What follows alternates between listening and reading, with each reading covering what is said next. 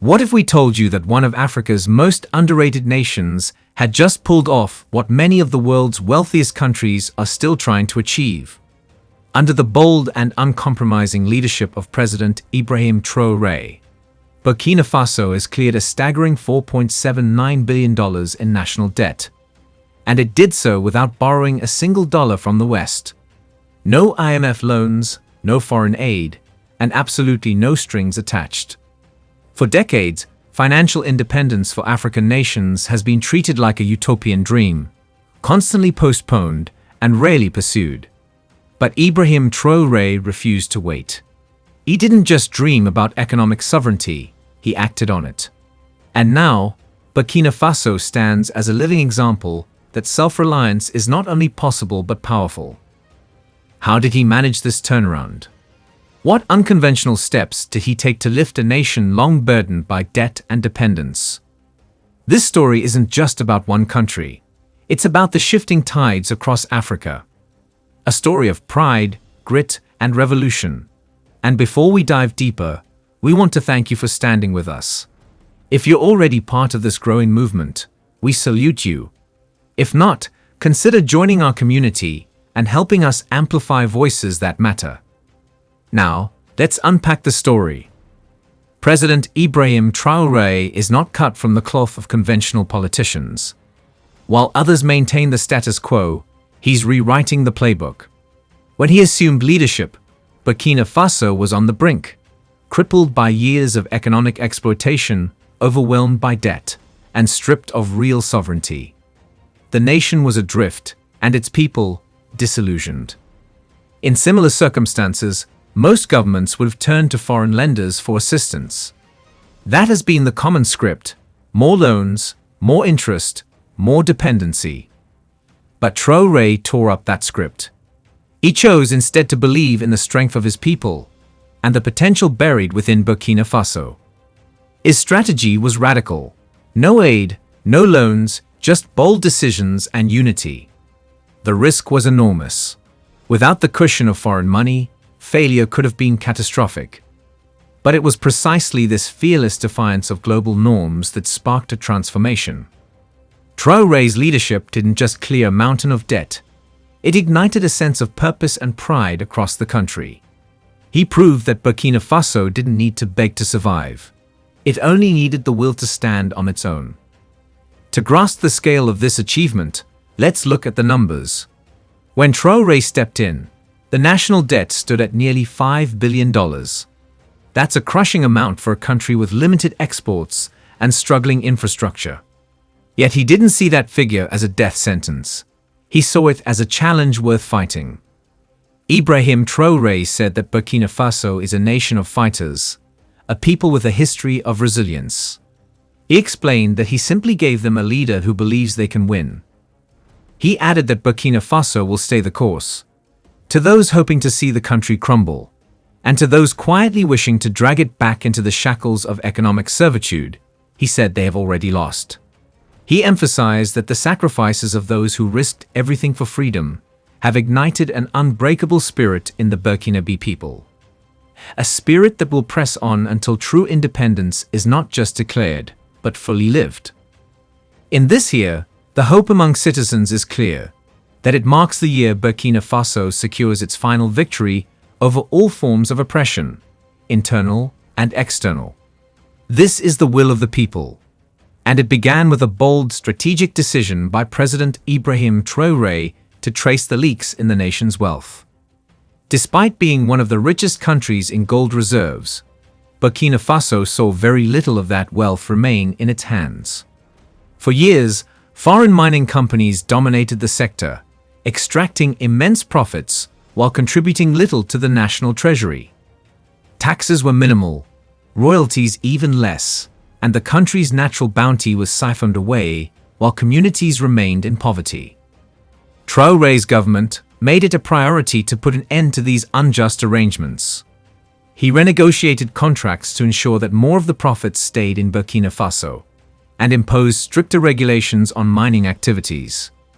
At the same time, he launched a nationwide crackdown on illegal mining operations, which had quietly drained the economy of millions. These were not just policy changes. They were acts of economic self-defense. But his reforms didn't stop at resource control. Traoré championed a culture of fiscal discipline across the government. Lavish spending was reined in, and the national budget was refocused on critical priorities: debt repayment, healthcare, education, and infrastructure. This wasn't austerity for its own sake. It was purpose-driven governance. Every dollar spent had to contribute to Burkina Faso's long-term recovery and independence. What made this transformation truly exceptional, however, was how Traoré brought the people along. Debt repayment wasn't portrayed as a burden. It became a national cause, a patriotic mission. The people didn't see it as the government's job alone. They saw themselves as active participants in restoring their country's dignity. And that brings us to the deeper question: why did paying off the debt matter so much? Add your voice to the total liberation of Africa by leaving a comment in the comments section below. Do not forget to like and subscribe for more informative videos like this one. Let's proceed. For countries like Burkina Faso, debt has never been just a financial matter. It's a form of control. For decades, the country, like many of its African peers, was entangled in the web of international financial institutions. Loans from the IMF or World Bank often came with conditions, so-called structural adjustment programs, that gave these institutions more control over national policy than the people who lived under them. These programs dictated how Burkina Faso could spend its money, which industries to prioritize, and even how to manage its own natural resources. Far from liberating the economy, these loans created dependency. Foreign interests were consistently prioritized over local needs. One of the most devastating examples of this was in agriculture, the backbone of Burkina Faso's rural economy. Under the demands of these structural adjustments, government subsidies for local farmers were slashed in the name of market liberalization. This made room for cheap imported food to flood local markets. While this may have benefited foreign exporters, it crushed local farmers. Crop prices collapsed. Many abandoned farming altogether. Food insecurity rose, and the country became increasingly reliant on imported goods just to feed its people. Traoré understood that true independence required more than political slogans. It required economic sovereignty. That meant standing up to global systems designed to keep nations in debt and reclaiming control over Burkina Faso's wealth, its land, and its destiny. What Burkina Faso has done under Ibrahim Traoré is more than a national revival. It is a warning shot to a world built on exploitation. And it is a rallying call for Africa. A call to rise, rebuild, and reclaim what has always belonged to its people. This was never just about economics. It was about sovereignty. President Ibrahim Traoré understood this distinction with absolute clarity. In his view, Burkina Faso's debt was more than just a financial liability. It was a visible chain of foreign dominance, a mark of control imposed by those who benefited from the country's dependence. Each dollar owed to outside creditors was a dollar that couldn't go toward building a future, toward schools for children, clinics for the sick, roads for trade, or technology for innovation. Even worse, every policy recommendation, or rather directive, from international lenders came at the cost of national self-determination. The decisions that should have been made by Burkinabe for Burkinabe were instead shaped in foreign boardrooms. This wasn't theoretical. It had concrete, devastating consequences on the lives of ordinary citizens. For Traoré, eliminating the debt wasn't just about cleaning up the balance sheet. It was a revolutionary step toward reclaiming the nation's freedom. It was a blow against a system that had long held not just Burkina Faso, but many African nations in a vicious cycle of borrowing, dependency, and underdevelopment. It was political. It was personal. It was liberation. By wiping out the national debt, Traoré opened the door for Burkina Faso to govern without foreign interference. The country could now choose its path based on the needs and dreams of its people, not to satisfy the rigid terms of lenders. It was a reset of the national compass. And beyond the policy, there was the psychological shift. For years, debt had been a source of quiet national humiliation. It reinforced the narrative, told again and again by foreign powers, that Africa cannot survive, let alone thrive, without help. That its nations must rely on loans, aid packages, or debt relief to function. Traoré shattered that story. With this singular act of financial emancipation, Burkina Faso reclaimed its dignity and sent a thunderous message to the world. It was no longer a dependent state. It was a rising power, standing proud, making its own choices. This wasn't the end. It was the beginning. Clearing the debt created space for long overdue investments in the country's future. The government could now fund education more robustly, preparing the next generation to lead, to innovate, and to break the cycle of dependence for good. Healthcare could reach remote communities. Roads could connect rural producers to city markets. Entrepreneurs could rise with less bureaucratic constraint. In other words, the end of debt marked the beginning of development, not dictated by external blueprints, but designed by Burkina Faso for Burkina Faso. But the true power of this move echoed far beyond its borders. In a continent where debt is often seen as an unavoidable curse, Burkina Faso's success ignited a new flame of hope. Traoré's boldness challenged the fatalistic belief that African countries must always borrow to survive. Instead, he showed that financial freedom is possible, not someday but now. Other leaders began to look at his path with new eyes. If Burkina Faso could do it, without IMF loans, without Western grants, without bending to foreign pressure, then perhaps they could too. What Traoré did wasn't just a policy win, it was a paradigm shift. But how exactly did he pull it off? After all, eliminating $4.79 billion in national debt without international financial assistance is no small task. The answer lies in a well-thought-out and courageous multi-pronged strategy. It combined disciplined governance, the intelligent use of natural resources, economic diversification, and most importantly, national unity. Traoré understood that Burkina Faso's wealth didn't lie in foreign aid, it lay beneath its soil. As one of Africa's richest countries in gold, the potential had always been there. But for decades, that potential was captured by foreign mining companies who took most of the profits, leaving behind scraps. Traoré changed the game. He took control of the mining sector. Contracts were renegotiated. Illicit operations were shut down. Local oversight was strengthened. The goal was clear. The gold must serve the people, not outsiders. But that was just the beginning. He instituted rigorous fiscal discipline, cutting wasteful spending and ensuring government funds were channeled toward essential services and debt repayment. He also encouraged new sectors to grow, including agriculture and local manufacturing, reducing dependency on imports and creating more local value.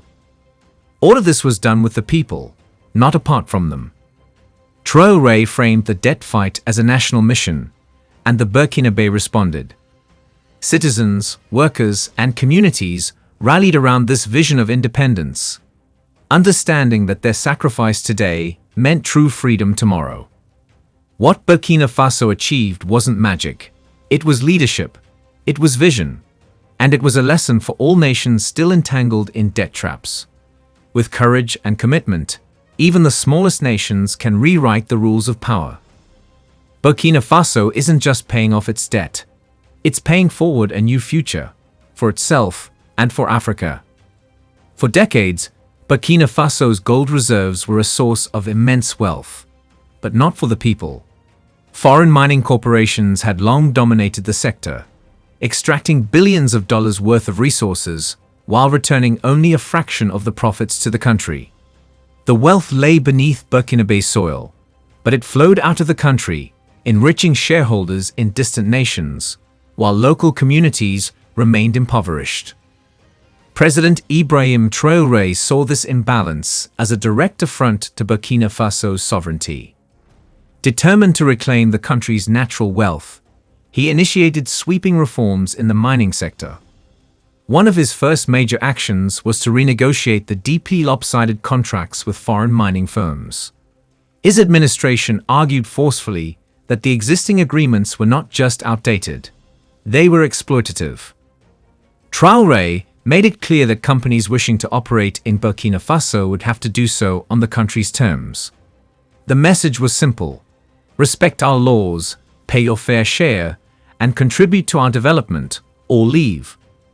With overwhelming public support behind him, Traoré had the political backing he needed to take a strong stance at the negotiation table. In addition to overhauling formal agreements, Traoré cracked down on the thriving illegal mining operations that had plagued the country for years. These unregulated activities had drained millions in untaxed revenue, worsened environmental degradation, and exposed workers to dangerous conditions. To counter this, the government implemented a nationwide campaign to formalize artisanal mining. Small-scale miners were required to register, adhere to safety standards, and pay taxes. Far from punishing these miners, Traoré's administration supported them, offering training programs, access to modern equipment, and better infrastructure.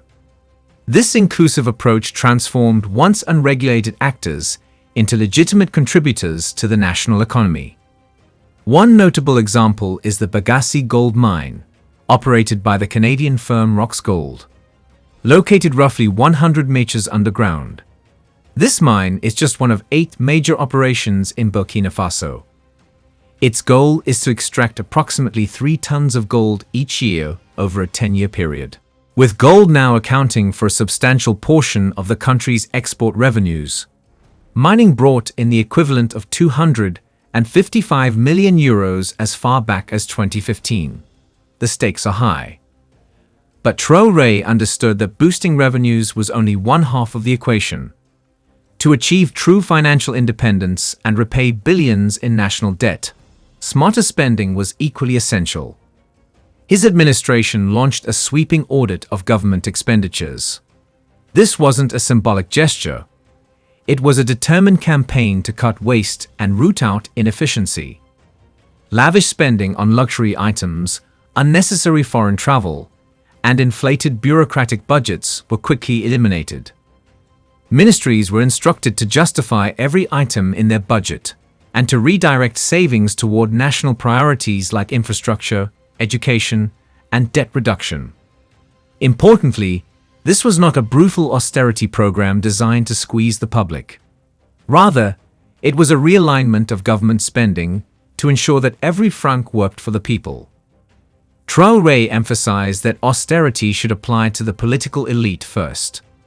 That meant cutting privileges for top officials, reducing ceremonial expenditures, and ensuring transparency in all financial dealings. Reforming the public wage system was another crucial step. With civil servant salaries consuming a large portion of the national budget, Traoré's administration introduced salary caps, eliminated ghost workers, and ensured that payrolls were fair and accurate. The goal was to restore trust in the public sector and make the system more equitable. Of course, none of this could work without addressing the elephant in the room: corruption. For years, corruption had quietly siphoned away public money that should have gone to roads, schools, and hospitals. Traoré tackled this issue head-on, creating independent anti-corruption agencies with the power to investigate and prosecute financial misconduct. Senior officials caught embezzling funds were publicly held accountable, signaling a new era where public service meant serving the public, not personal gain. Even with all these gains, Traoré recognized that an over-reliance on gold would make Burkina Faso vulnerable to global market shifts.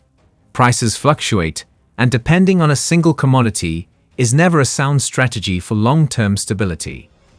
That's why his administration prioritized diversifying the economy. New investments were made in agriculture, agro-processing, manufacturing, and green energy.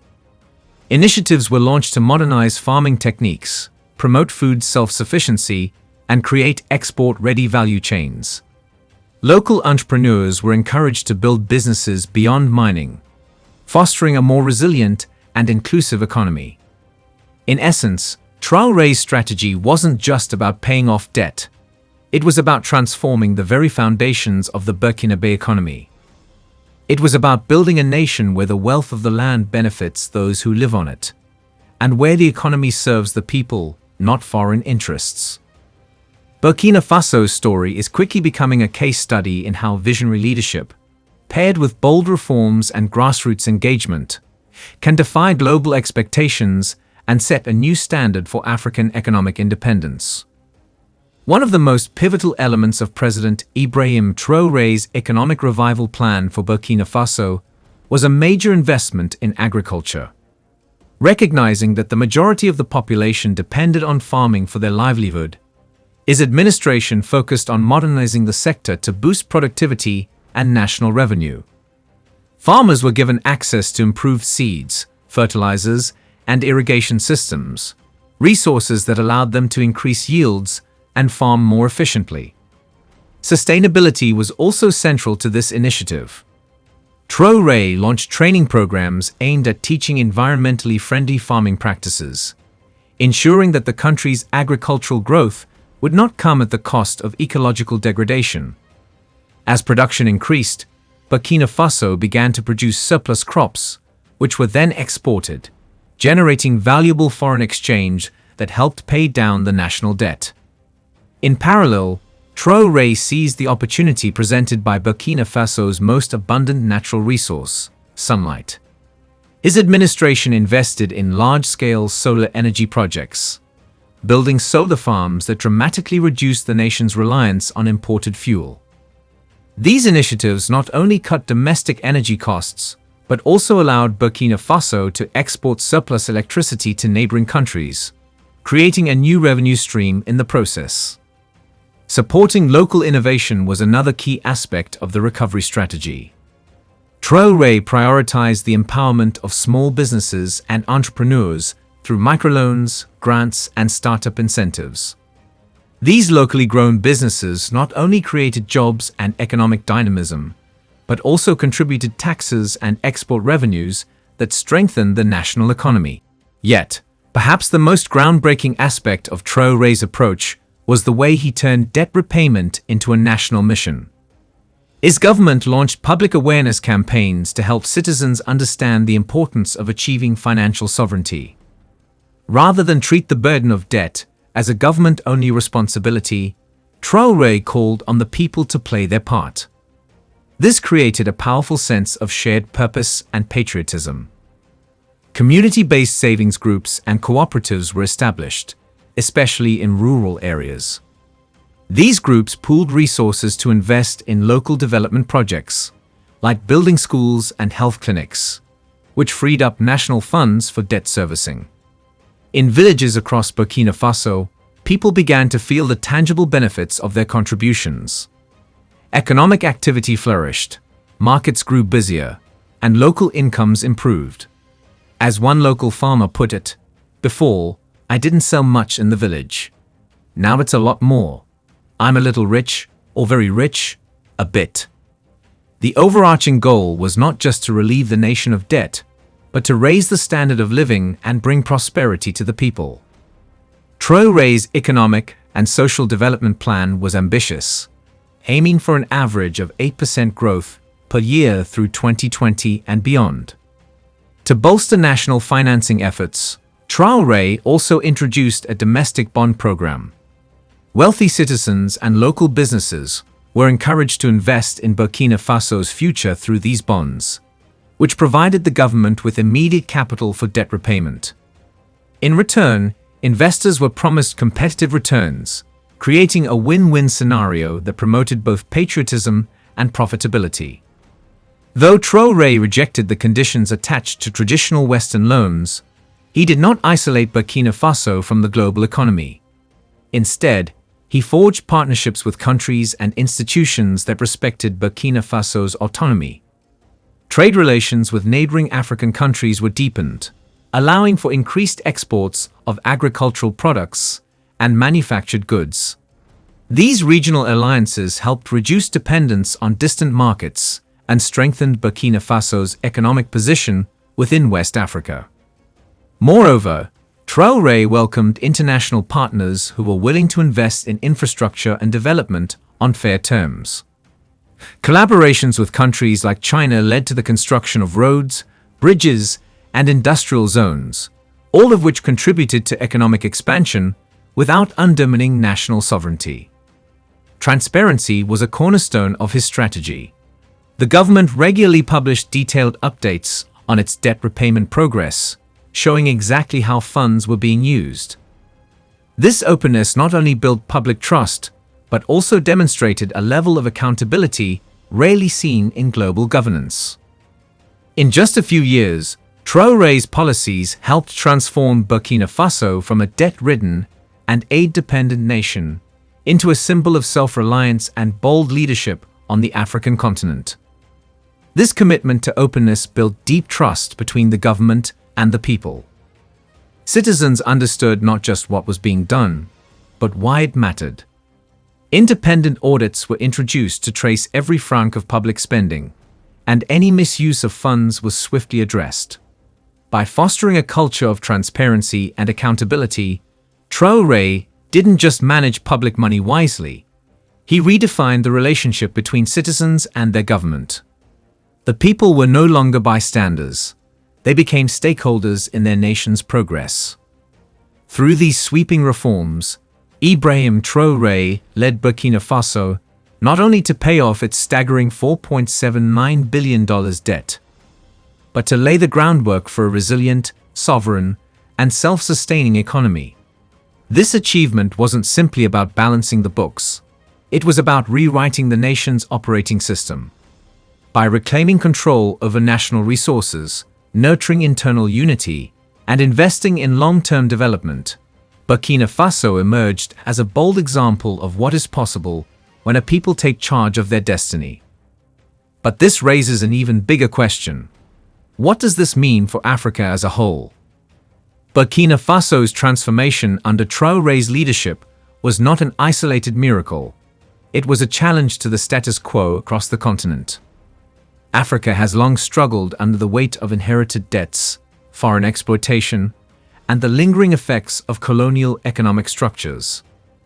Traoré's approach showed that these challenges, though formidable, are not unbreakable chains. Perhaps the most powerful lesson lies in the control of natural resources. Africa is immensely wealthy in gold, oil, cobalt, lithium, rare earth metals, and agricultural potential. And yet, time and again, foreign corporations have been allowed to strip this wealth with little benefit returning to the people. Traoré's insistence on renegotiating mining contracts and demanding a fairer share of national resources lit a beacon for other African nations. That sovereignty over natural wealth is not just desirable, it's essential for true independence. Equally important was his style of leadership. Traoré led with courage, but also with humility and discipline. He built trust through transparency, fostered national unity through shared sacrifice, and made decisions grounded in principle, not pressure. His example shattered the myth that African leaders must choose between appeasing foreign powers or facing isolation. Instead, he proved that assertiveness, accountability, and grassroots mobilization can yield sustainable results. In doing so, he also dismantled the dangerous narrative of African dependence. For decades, Africa has been portrayed as a continent incapable of managing its affairs without the guidance of the global North. Traoré's bold move to eliminate debt without Western aid directly countered this idea. Burkina Faso stopped asking for handouts and started walking on its own feet. That shift was not only economic, it was psychological, cultural, and ideological. And the ripple effects are already visible. Across the continent, people are taking notice. Activists, intellectuals, and young leaders are invoking Burkina Faso's model in conversations about debt relief, national development, and Pan-African unity. Traoré's Burkina Faso has become more than a country. It has become a symbol. But none of this came easily. Traoré's vision met resistance at every turn, both from within the country and beyond its borders. Critics claimed his emphasis on self-reliance would plunge the economy into isolation or provoke instability. Powerful interests, uncomfortable with the loss of influence and access, tried to undermine his administration through pressure, propaganda, and diplomatic threats. Perhaps more challenging, however, was convincing the Burkinabe people themselves. For a population that had endured decades of economic hardship, promises of a better future often felt hollow. Sacrifices were required, cutbacks, delayed benefits, and a relentless focus on long-term gains over short-term relief. Traoré had to win the people's trust, not just with words, but with action. And he did. Slowly but surely, the people began to see results. Roads were built, schools reopened, power grids expanded, markets revived, pride returned. In uniting his people around a common mission, economic liberation, Ibrahim Traoré achieved something few leaders have managed. He turned national debt from a symbol of despair into a catalyst for dignity. And that is the legacy that now calls to every corner of the continent. Burkina Faso's rise is a reminder that Africa does not need to ask for permission to thrive. It only needs the will to act, and leaders with the courage to lead.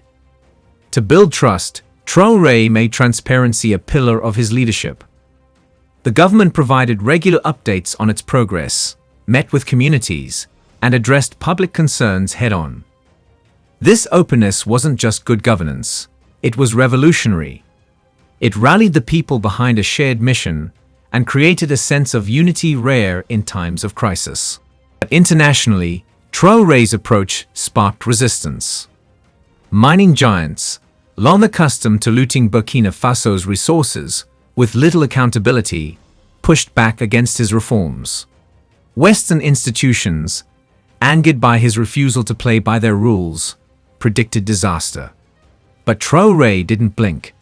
He stood firm, refusing to trade sovereignty for short-term aid or approval. He faced obstacles, he faced pressure, but he never wavered. With relentless determination and the backing of his people, Ibrahim Traoré turned adversity into opportunity. He found bold, homegrown solutions to complex problems. He proved that visionary leadership, grounded in principle and powered by unity, can achieve the unthinkable. As Burkina Faso now strides into the future, Traoré's legacy is already carved into history. His leadership has redefined what it means to be an independent African nation. He proved that financial sovereignty is not a fantasy. It is a mission, and it is possible. But his success doesn't stop at Burkina Faso's borders. This is more than a national victory. This is a beacon of hope for the entire continent. Traoré's journey wasn't just about numbers in a ledger. It was about restoring dignity, reclaiming power, and reminding Africa of its potential. Under his leadership, Burkina Faso became a symbol of resilience, self-belief, and possibility. His story is a call to action, proof that even small nations, when united, can achieve greatness. And his legacy, it's only just beginning. The foundations he laid will guide Burkina Faso for generations. And across the continent, young Africans are watching, ready to rise, ready to lead, ready to build.